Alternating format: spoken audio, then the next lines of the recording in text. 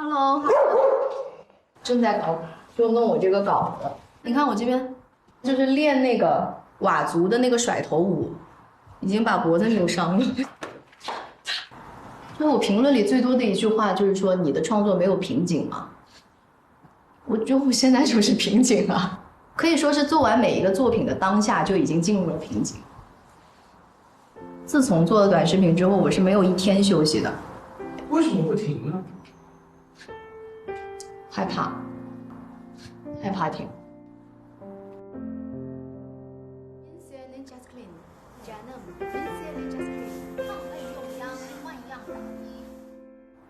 我害怕因为我想休息一下而万劫不复。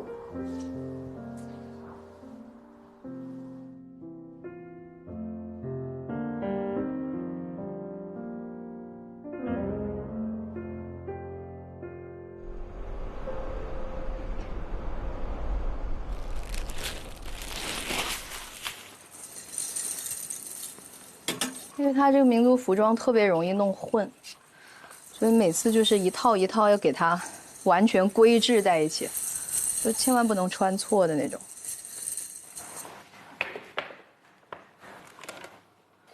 我打光的方式就是把所有的灯都打开。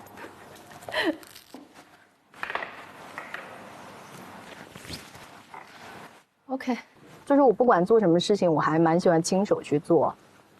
就刚做抖音的时候，我就写了一句话在上面：无团队，一个人的小剧场，就是作为我的一个自我介绍。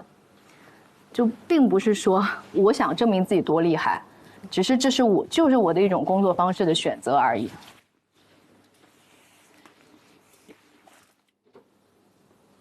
再次挑战，要不再来一遍吧？所以我今天决定再次挑战，距离56个民族新娘还有。我是从大一的时候就开始参加我人生第一个主持人大赛，后面就是只要有比赛，就包括选秀啊，然后包括有电视台做那种节目让我过去做托，就我都愿意去。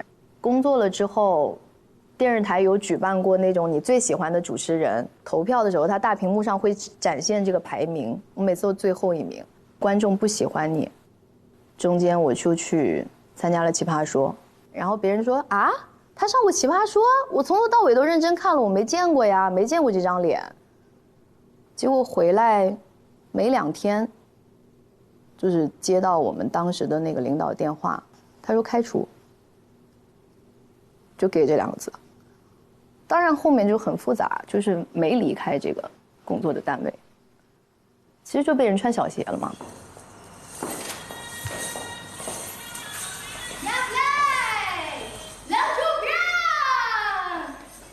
但是做短视频是我真的能把自己所有擅长的技能糅杂到一起去，放在我这个人身上，然后我就突然被大家看见了。我说天哪，我这辈子好像我干什么都没有被人家这么看见过哈，所以我就觉得，原来证明了我是真的能发光的，给自己出了一口气，真的是这样。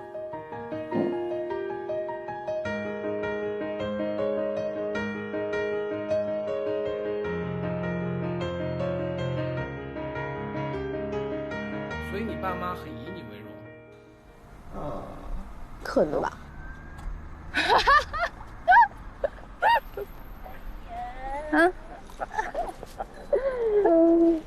爸，收了。我哪儿收了？走，我们上车。我妈的存在一直显得我很懒，就是你知道吗？你看我就歪在这边。我是习惯了，我不喜欢靠着。我妈是在医院工作嘛，然后我爸是一直在大学里做管理工作的，所以我爸给人的感觉就是一身正气。他就会说你的作品一定要传递正能量，而且你要维持下去。这个维持还得是有质量的维持。其实为了这份维持，我都觉得自己很累了。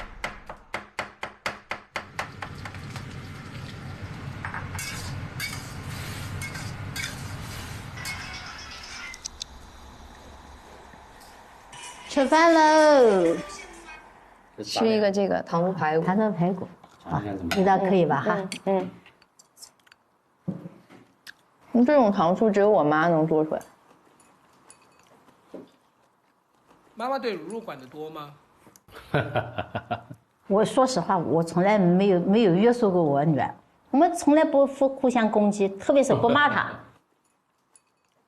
我们从来不骂她，反正就在一起这个沟通时间就比较开心，因为开心嘛，所以说总愿意在一起分享。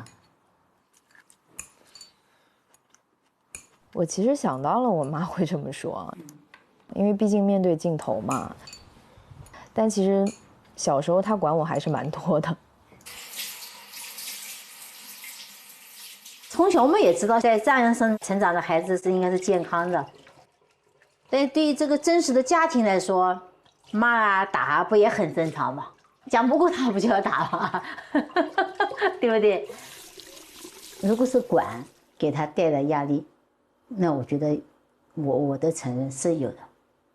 他自己经常跟我讲，我爸压力给我压力蛮大的，因为视频是一出来，至少是前排点赞的人，他爸爸也会跟他讲，就这个视频哪个地方做的不错，啊，你以后还要怎么做？这小孩压力不就来了吗？反正我在做家务活的时候，我喜欢把我女儿的视频放到前面播放来看。我是带着这个欣赏的这种角度，我来看我女儿的视频。你觉得她累吗？年轻时候就是应该累一点。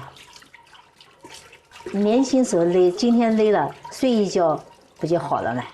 为什么要停下来呢？你躺平了，你就快乐了吗？所以我今天决定再次挑战今天是要民族新娘，还有现在先不接。哎，其实也没所谓啊，是没有信心，我真的没有信心。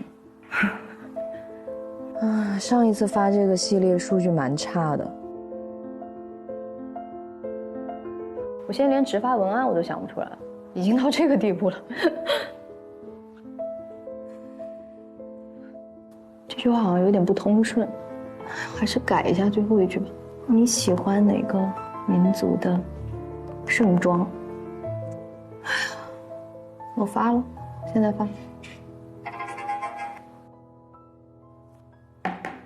我感觉我都红温了，怎么回事？有到这么严重吗？3期民族新娘，每一期都有。这个我差不多是第2个点赞，你看刚刚一个点赞。我爸已经看到了吗？他咋说？我认为不错的。这是究竟是哪一套服装最能代表这个民族的婚礼服装？这个东西看法不一。我觉得这个节奏不大行。这个东西啊，没有一件事做的让100%的人都满意。不想看，感觉一般，突然就觉得一般。今天那个流量还可以。哦，就一般，这个流量真的是一般。他不喜欢有那个负面的这个评价。气死我！我怎么感觉我疯了？睡觉去了。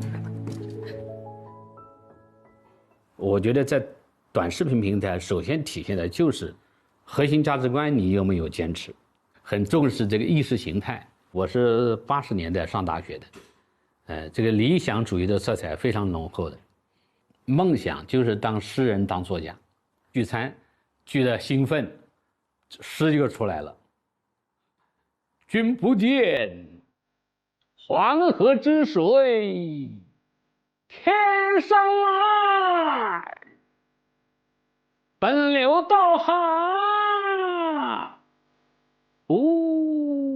不回。君不见高堂明镜悲白发，朝如青丝暮成雪。人生得意须尽欢，莫使金樽空对月。天生我材必有用，千金散尽还风啊！哈哈哈哈。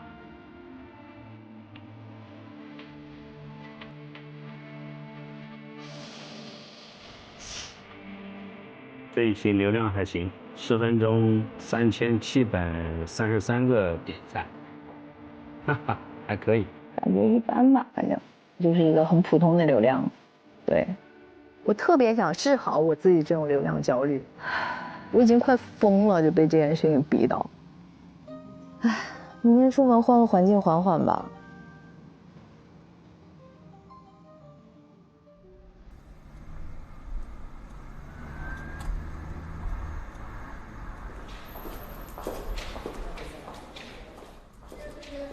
哎呀哎呀，好久不见！我来学他平时啊，这次想要个什么样的发型呢？咱们这边随便。好，那我就按我的感觉给您弄。妈妈是个很坚持自己观点的人吗？我妈最喜欢说的话都是：“你别动，我来。”比如说我帮我妈做一件事，她直接就这样，我觉得我手没有，那太夸张了吧？我来，就那种。我这个性格应该还蛮像我妈的，就什么事情都特别喜欢亲力亲为的。听说妈妈看如如的视频不和爸爸讨论是吧？我不讨论。为啥不讨论？我爸没有拉着你讨论吗？他现在怕我责备他。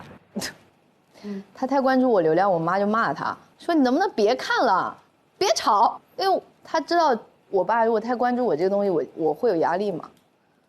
是的。对。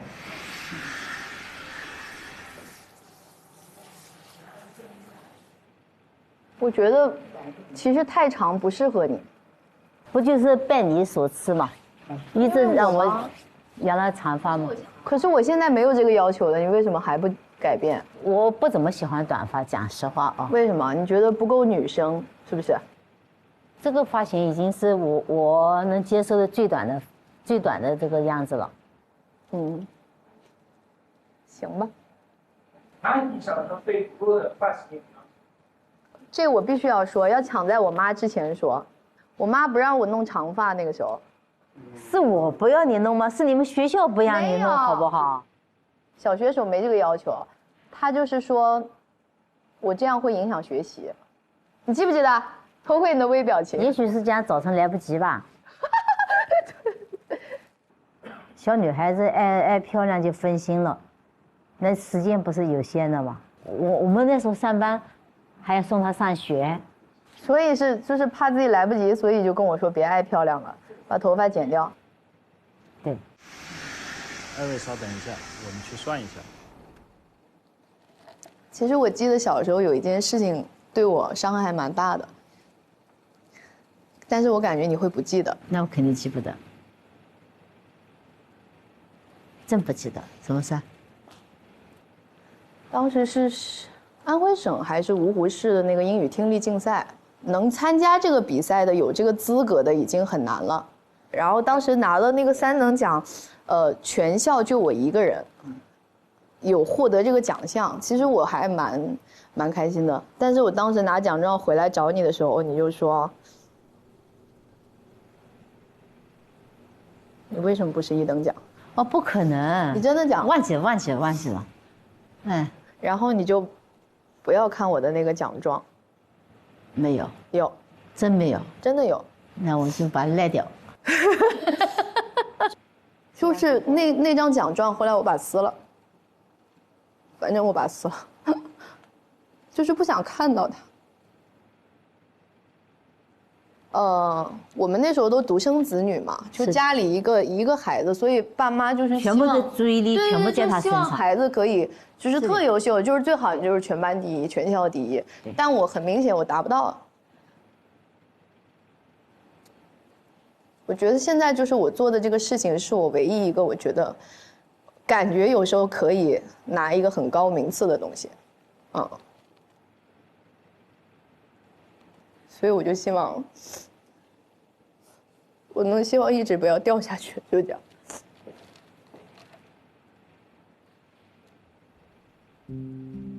因为其实我的压力其实是更多的是来自于我身边的人。怎么搞哭起来搞纸巾？天哪！弟弟压力那么大，其实我们都不知道。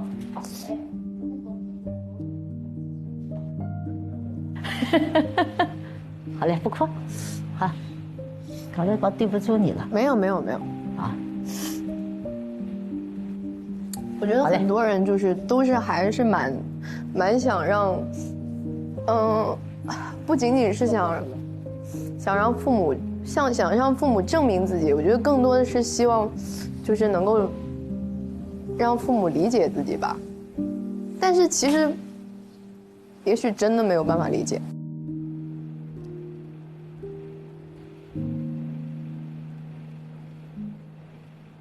因为我爸妈他们都是很正、很善良的，非常非常好的人，80%的严厉是正常的，还有20%有时候会觉得有点过。例如就是会打你啊，就是会讲一些对你很重的话呀，就是现在回忆起来都觉得有点伤痛的东西。你印象最深的话是什么？这我真是我没办法说这个，但就是那种气话。一旦说出去你就收不回来了，你会觉得，因为你孩子小他不记得，但其实他真的记了一辈子。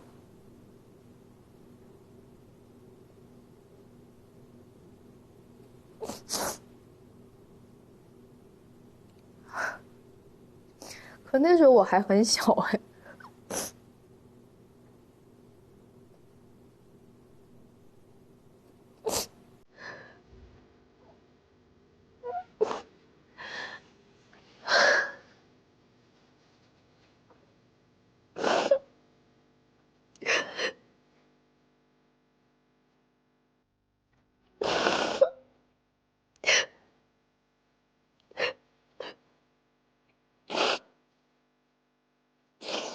我很在乎我的爸妈，就是我一直觉得我爸妈是这个世界上我最爱的人。其实就是因为爱的深，所以印象很深。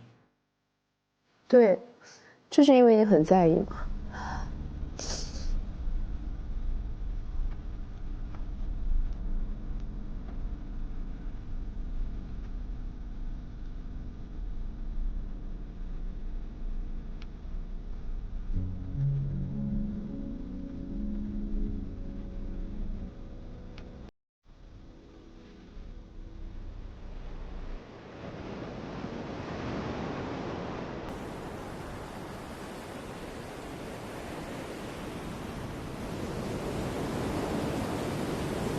就今年我是唯一有一次是10天没有更新。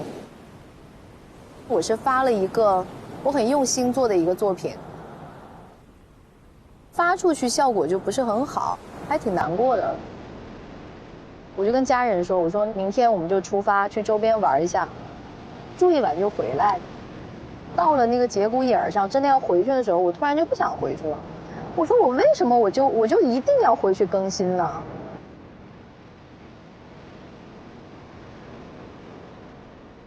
我那一刻我就跟自己说，管他的，我就不更了。然后就10天没有更新，那一次真的是把焦虑放下的10天。对，我不可能跟焦虑和解，只能说跟焦虑同行吧。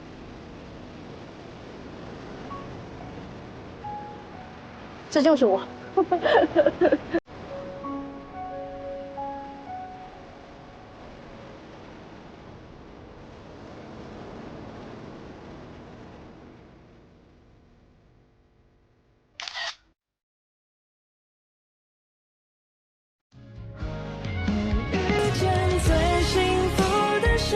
闪亮在每个平凡日子，小小的祝福，暖暖的句子，都汇成一首诗。